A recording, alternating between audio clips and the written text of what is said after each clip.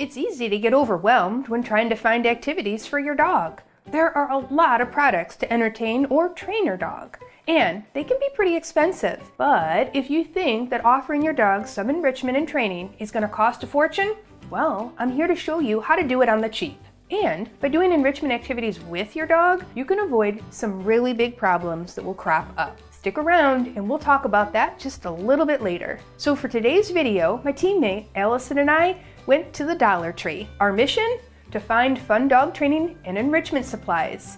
And no, we didn't shop in the pet section. We found everyday household objects that are easily turned into dog supplies. All right, you're gonna love today's video. And I'm pretty sure you're gonna be totally inspired to make your own trip to a discount or variety store near you. Just a quick note, this video is in no way sponsored or supported by the Dollar Tree. It just happened to be the store that was closest to both of us. Michelle here with How to Train a Dream Dog.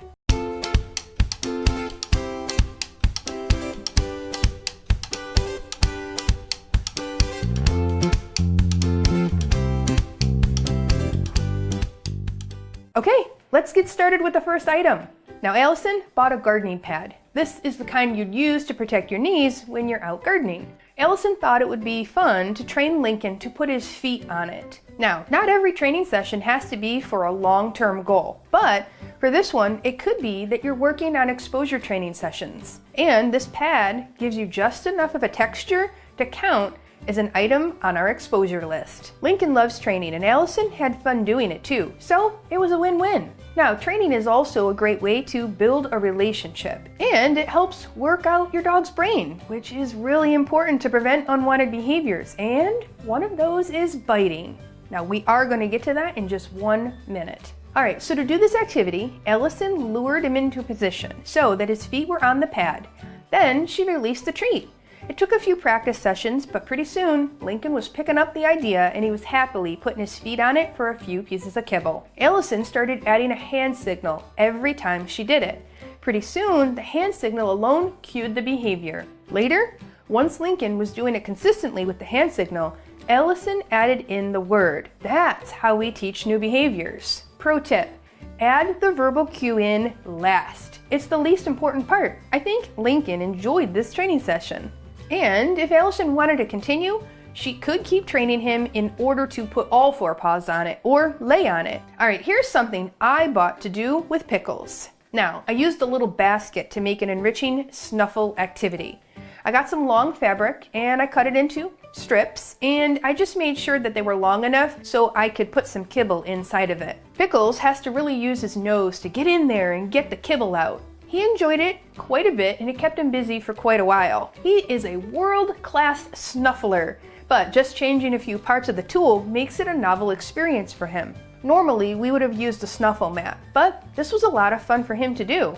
All right, next, let's see what Allison bought. She found a planter box. It seemed like a great object for an obstacle course. It was pretty small, so it was easy for Lincoln to jump over. Allison started with it in the middle of the room and just called Lincoln to the other side. He naturally passed right by it to get to Allison. So then, Allison started putting obstacles in his way, so he was encouraged to get closer and closer to it. Finally, he had no other choice but to hop over it. So he did. Good boy, Lincoln. Funny story, actually, Allison used the cones as one of her obstacles, but Lincoln knows the cone game from another game. We taught you that cone game in this video. So when the cones came out, he got a little distracted and he started looking for the treats under them. Now, if you want to know a fun game to play with cones, check out that video. You'll recognize Lincoln again. The next thing I got was a little ice cube tray. You might wonder how that could possibly be turned into a dog activity, but actually I came up with 2 different uses for it. Now, I could have placed kibble or treats inside of each of the little compartments, but that was too easy for Pickles. So I made it harder by covering them with something. I thought that the toilet paper or paper towel tubes would work well. I made some tall and some short. He had to pull them out and put his little nose through the end to get the kibble. Now, the other thing I did was make a frozen treat out of it. So I put a piece of kibble in, poured water over it with just enough to cover the treat, Then I let him work to get the kibble. Now, it's a great activity for a hot day and good for hydration too. All right, what's next in our bag of tricks? Ellison got a set of plastic cups. Similar to the cone game, she hid some treats under them, and Lincoln had to figure out where the treats were and how to get them out. Think of all the work he's doing with his brain to solve this little puzzle. It seems simple to us, but Lincoln had to work at it. That's such good exercise for a dog, and not the physical kind. Now, you could vary this game up a lot by hiding chew toys like Whimsies under them, or even stacking the cups under the cones that I showed you earlier to make it several layers. Next, I bought a cute little blank wreath. You know, the kind you decorate yourself. Only we're not doing crafts, we're doing dog games. I made this part of my at-home mini agility course. I decided to use the wreath ring as a kind of mini hula hoop. Now, if you think that your dog isn't quite up for this level of a ring, try a bigger one like a hula hoop. They did have hula hoops at the Dollar Tree too.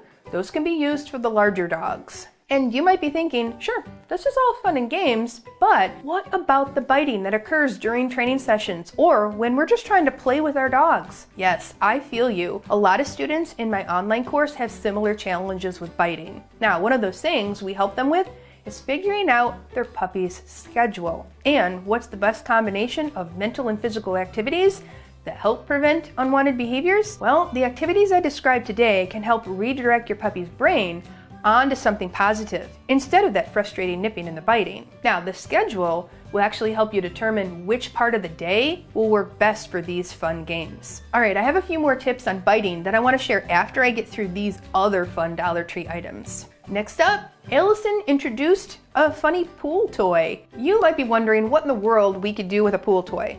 But honestly, just teaching Lincoln to walk across it while gradually adding more air in is such a good confidence building exercise. Just like the ones we worked on with Lincoln and the knee pad I mentioned earlier. Lincoln's a little timid, so Ellison had to go very slow at a pace that he was most comfortable with. Now, she started with the item in a deflated state, just on the floor. Then she slowly added more air into it. Think about it from the dog's perspective. It makes noise, they're unfamiliar to him, it feels different than anything else he's felt before, and it has a new smell.